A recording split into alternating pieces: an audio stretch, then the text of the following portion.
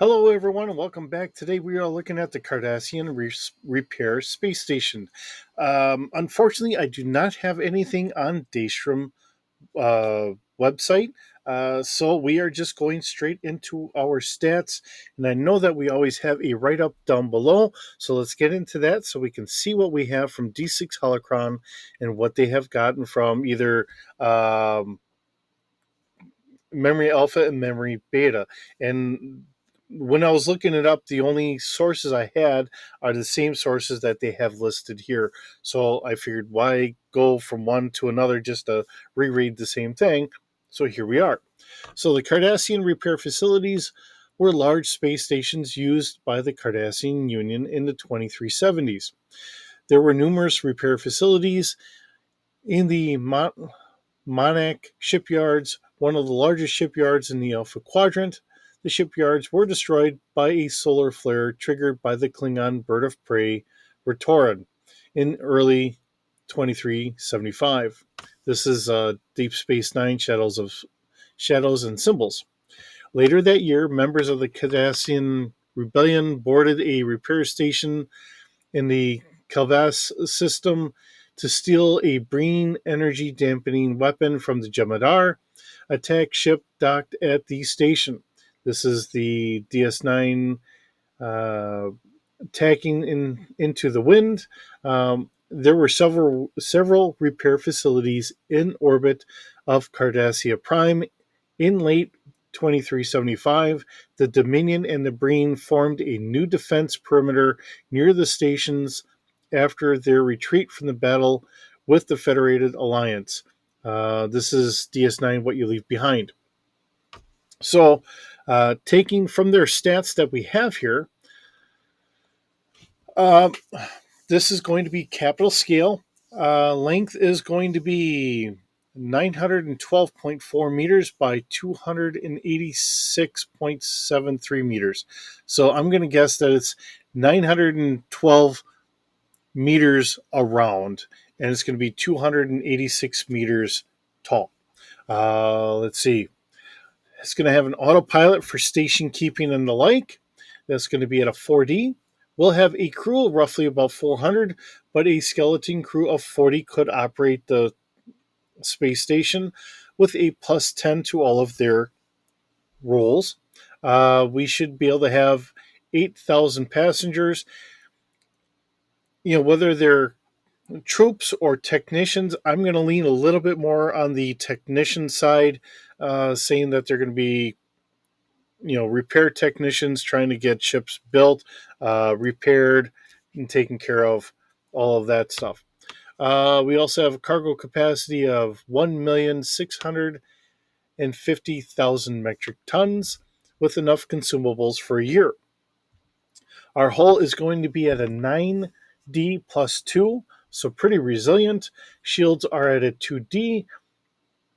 For all the things that we've been doing with Star Trek so far, that is pretty decent for shields. Unlike Star Wars, where we have a lot higher numbers, Star Trek, for everything that they've done on D6 Holocron, have been a lot lower.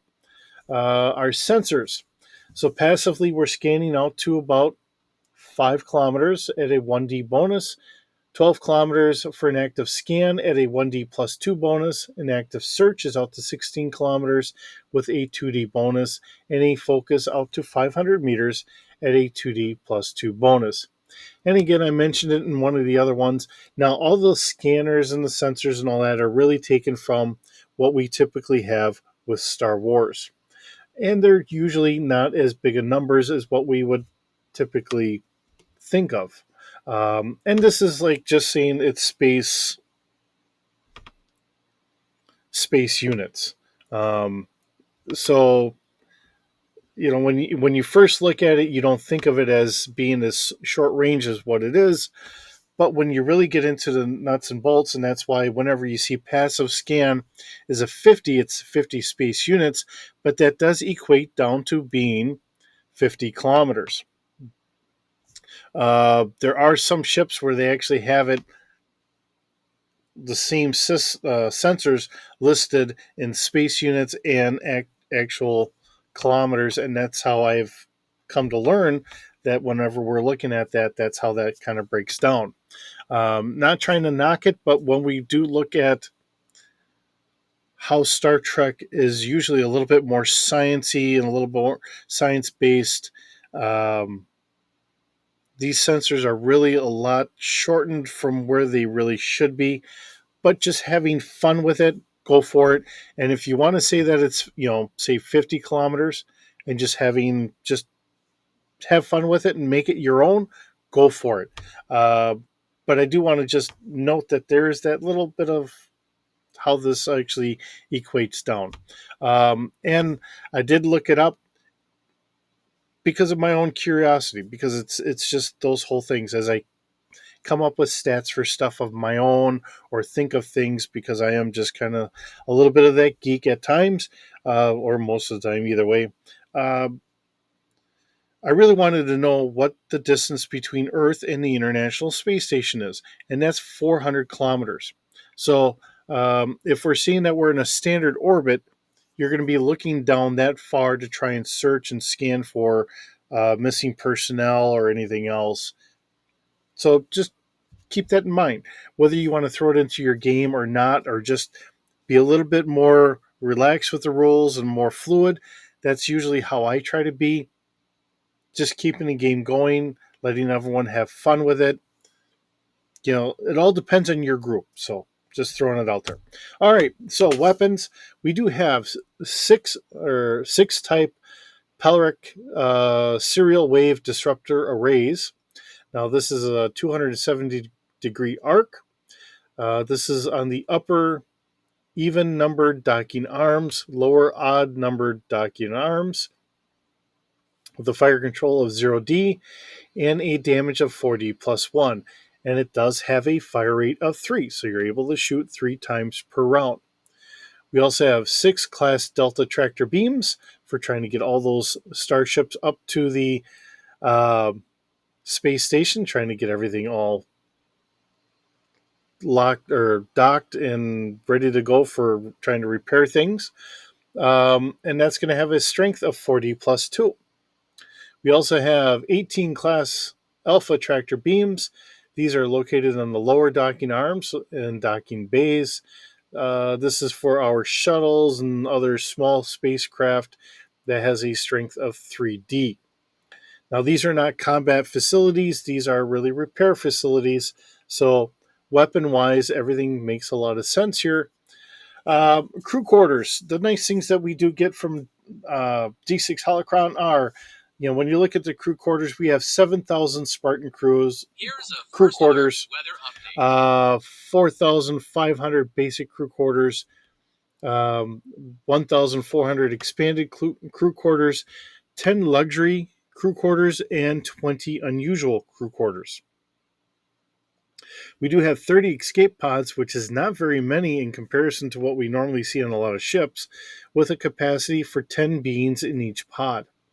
The ship itself is massing at 18,880,000 metric tons.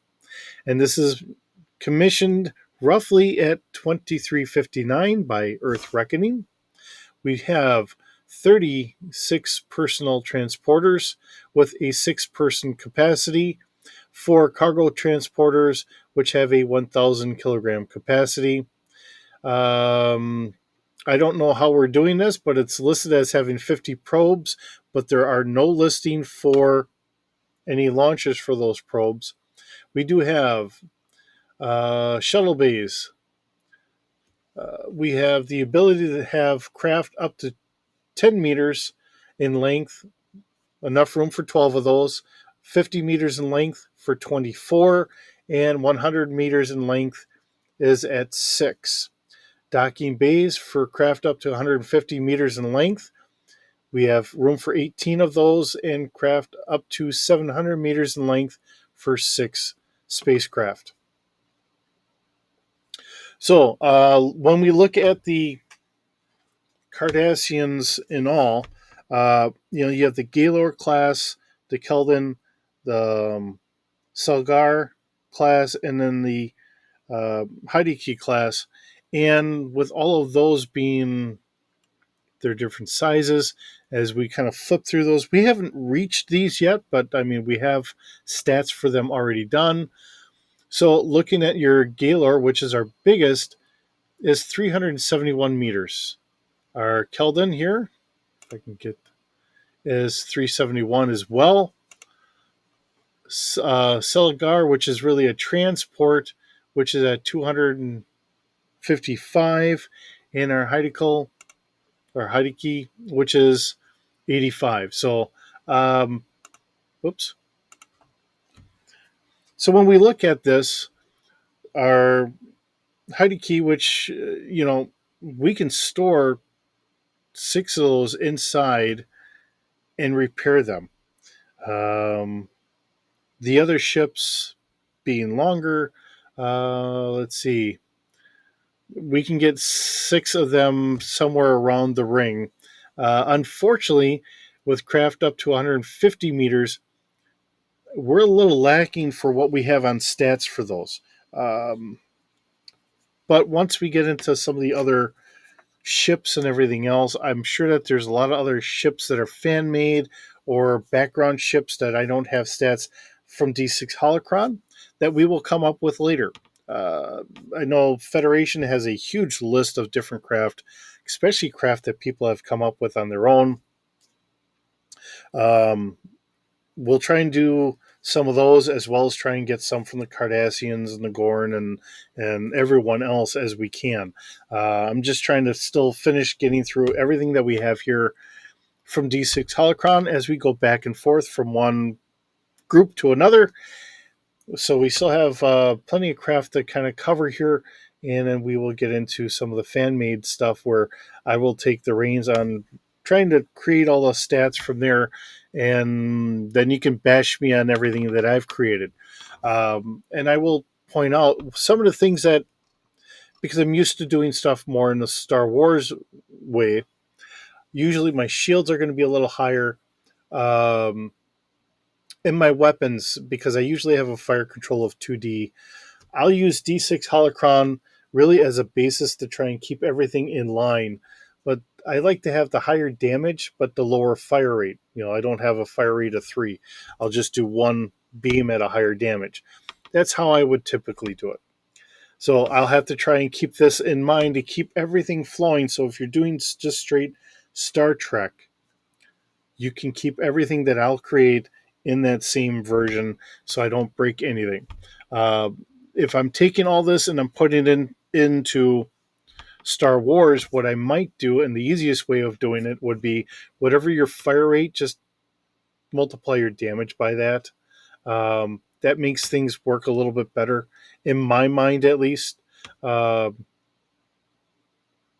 when we have the Star Destroyers, the Super Star Destroyers, and you see that they have 8D, 10D, 12D damage coming your way compared to, hey, I can fire 3 times at 4D plus 1.